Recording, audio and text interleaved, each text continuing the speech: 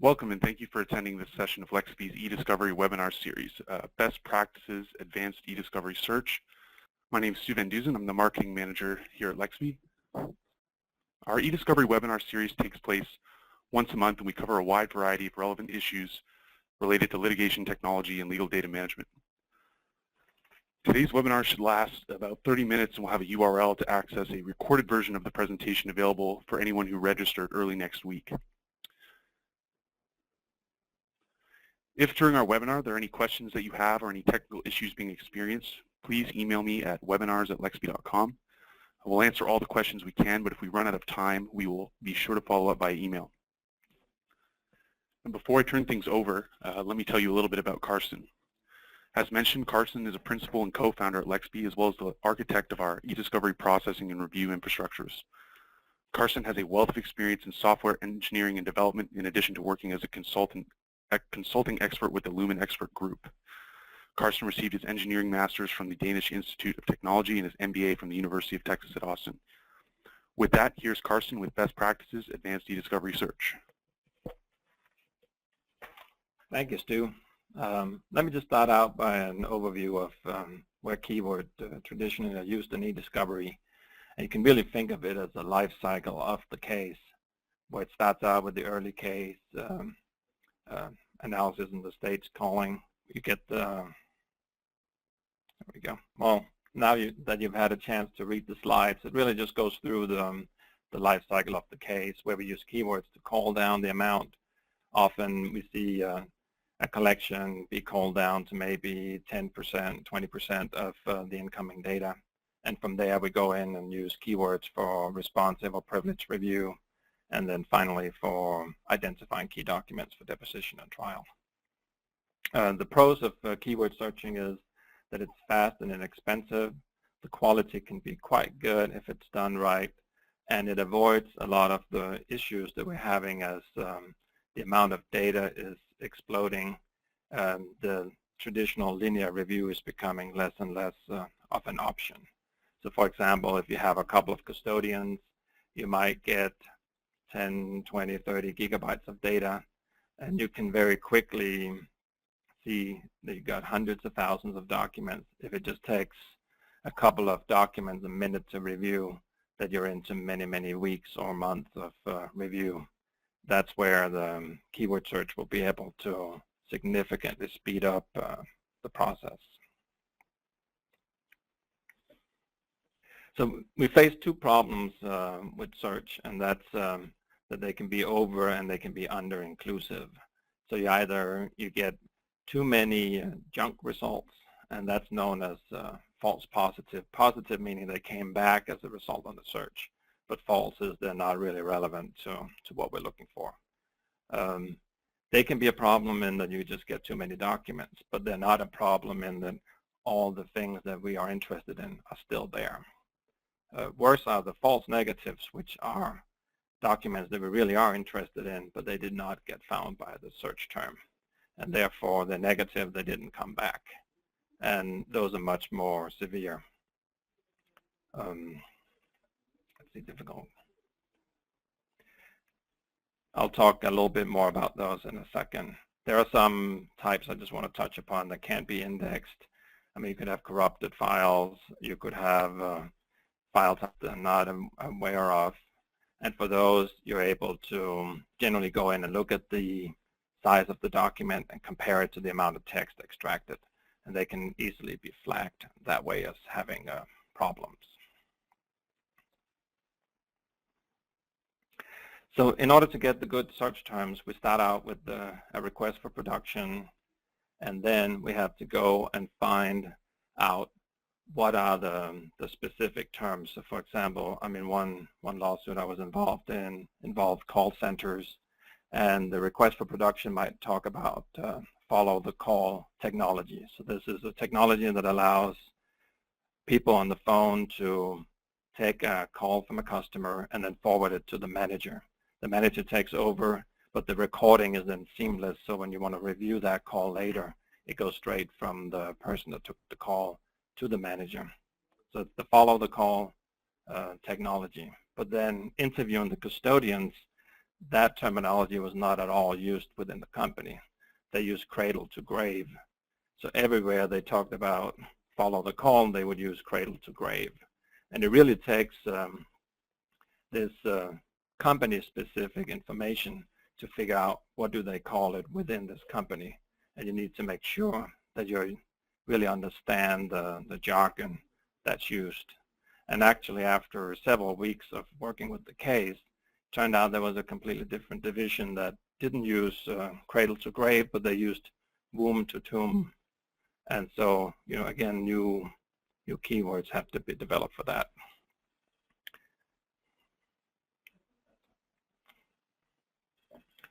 So we have different options to make sure that we catch as much as possible. All of these options, when enabled, would actually increase the amount being returned by the search. And so it's important to understand all of them and just how they affect your results. The concept search is just the thesaurus lookup, and so we'll get any kind of synonyms that are involved. Stemming will give things like if you're searching for running, it will also search for run at the same time. Any kinds of stemming of the word. Fuzzy is particularly appropriate when you have a lot of scanned documents that have been OCR'd. So it's optical character recognition. That process can lead to a lot of errors in the text where an L becomes a 1 or a 1 becomes an L. And then when you turn on fuzzy search, it will still find your word and it will allow for those kinds of one-off errors in the word. And then finally, phonetic returns the sounding words. Here's some examples. We search for trade and we get all the search results that include trade, but in addition, because concept search is turned on, we also get the swap and the quid pro quo and the barter. Stemming, you have trade, trading. Again, it's important to know when you turn these on, you're just going to increase the amount of documents returned. You're not going to limit it. And there's the fuzzy search. So if you misspell it, or you could be spelling it correctly, but the document has it misspelled, it would pick it up.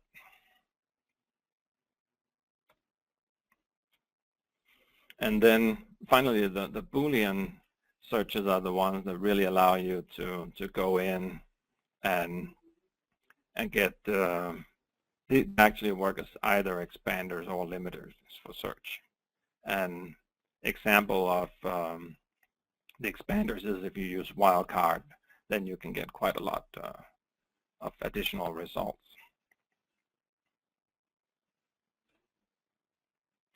Okay, so speaking of the limiters, these are the ones where you have the data set returned, and now you're trying to make sure that you look through it and you see a lot of noise documents you're not interested in.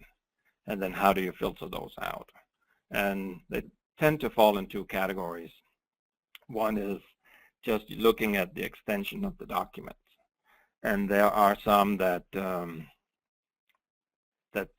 may just not belong. For example, you could have, if you have a disclaimer in an email, and if that happens to pick up one of your keywords, now every single email is practically going to be, because they have that email signature.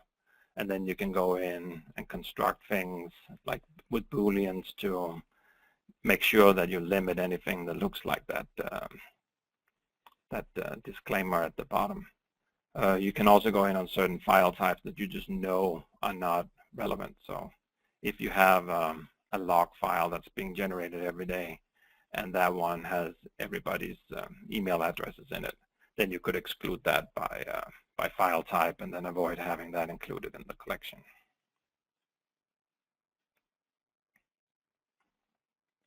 Here's an example of limiting documents. So we want to find documents with these two words in it, Lay and Jeffco, but we don't want them to be more than 25 words apart.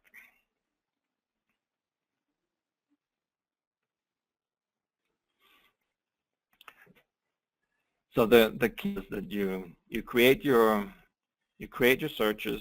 You're very mindful of the type 1 and type 2 errors. The type 1 being the false positive, where it's just noise, and the type 2 where it's false negative. These are documents you should have found, but you didn't. And so you look through the return set, you start to sample those, and you look at ways to limit that. You also sample some of the ones that did not get picked up, find more keywords, and include those. And basically the key point in my mind is that the whole thing becomes an iterative process where you do the searches, you see what gets returned. If you have, for example, 30 keywords, you can go in and create a list of how many documents were found on each keyword. You can do a Pareto chart, and you will often find that one keyword is now responsible for half of the documents being returned. And maybe that's true, but more likely that keyword is just too generic, and there's a better way of getting at the relevant documents.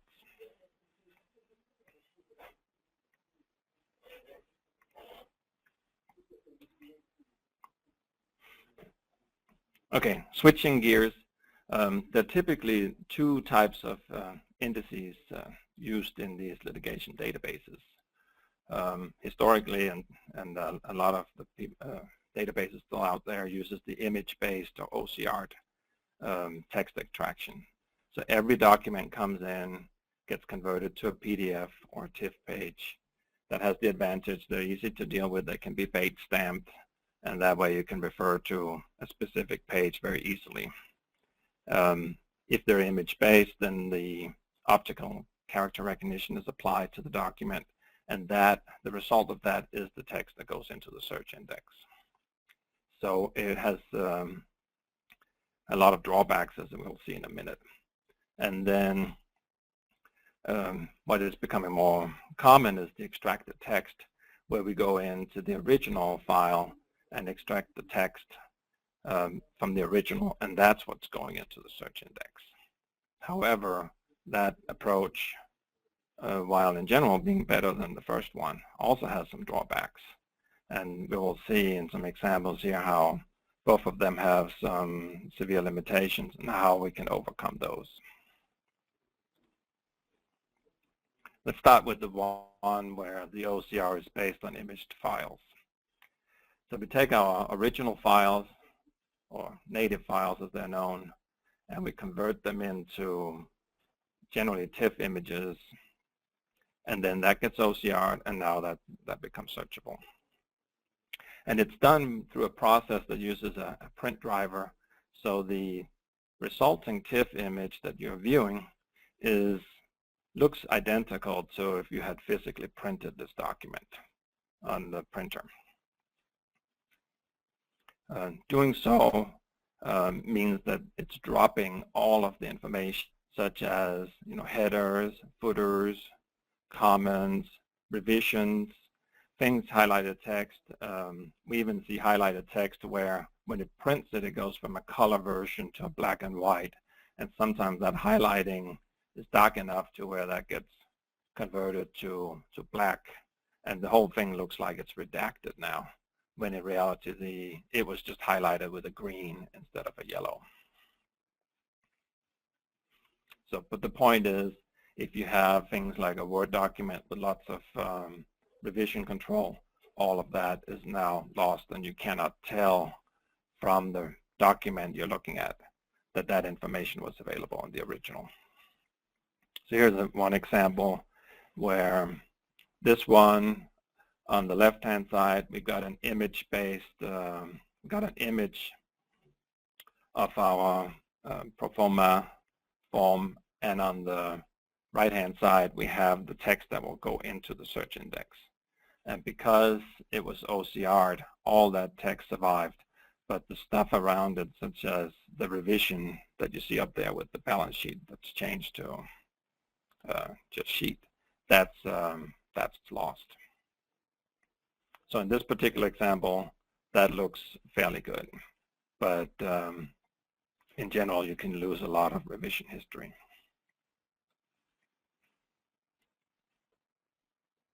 So switching to the native extraction, we now go in and we extract the text from the native before it gets converted to a TIFF image. And the advantage is it gets all of the text, it gets all of the revision history, the author, everything. However, if you have anything that is image-based, then that will not get extracted because it is an image. So to the human, it looks like text, but to the search engine, it's just invisible. And here is an example, the same one as before. If we take the original document, now we do get all of the revision history extracted, but the entire sheet is now gone because it was image-based. So let me break out here and show an example in Excel. Okay. So let's suppose in Excel we have a long sentence.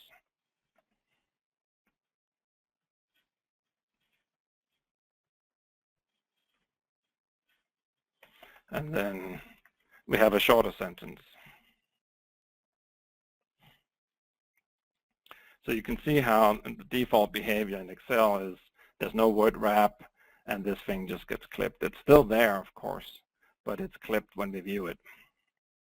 Take that same document, we print it, and printing is the same thing that would happen if you're converting it to TIFF. It's the same process. So we're printing it. Where do you want to save it? We'll save it on the desktop. And now take our Excel, we open it in, and now this is what it looks like. And if you search for Word, it is not there. It's simply clipped. And you can't always tell that that's what happened here. I can even go in and I can save the text out of this thing. And open the text. And here you go. This is what would be put into the search index. And the original information is gone. Okay. So that's the drawback of using the first approach, where we use the imaged version. Now let me show you an example of the drawback of using the first approach. So go in here, let's see, insert picture from the desktop. Okay, which is text-based, and then we go in here and say this image is not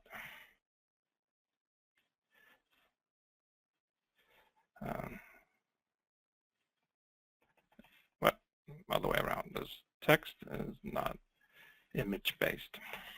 Okay, so we got this. If I zoom in, you can see as it gets really large, you can see how this is image-based. You can see that it's a little bit more jagged than the smooth text from the one that is the actual text. And if again we go in and we print this,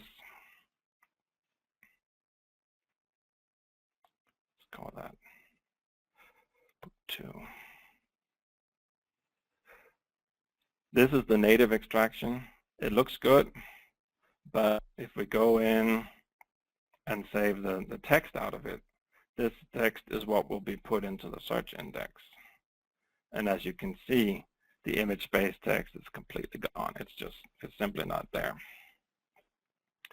So we now have we have two scenarios. One where the text is only visible if you OCR it, and the other one where the text is only visible if you do the native extraction. And so to overcome that, we will go back to the presentation. And then say that we have what we call the dual index. And so into the search engine, we put the extracted text into the search engine. Then we go ahead and we do all the OCR and the page-based conversion, and then we extract the text from that and put that into the search index as well. So for each document in the system, it will contain both of the extracted text. And in a lot of cases, those will be almost the same or identical, but in several other cases, you'll have the one that are specific to the document. And then this way, we capture both the embedded text, embedded images in Word documents or PDF, or just scanned document, as well as all of the hidden text like revisions and comments and what have you. And here's just a quick example from our website where you can see if you search for this term, it will show all the words that have this, and then we have different tabs in the viewer where on here you see the text from one, and on here you see the text from the other one. And so you're able to, you get all the results independent of where the text was, and you're able to see both versions.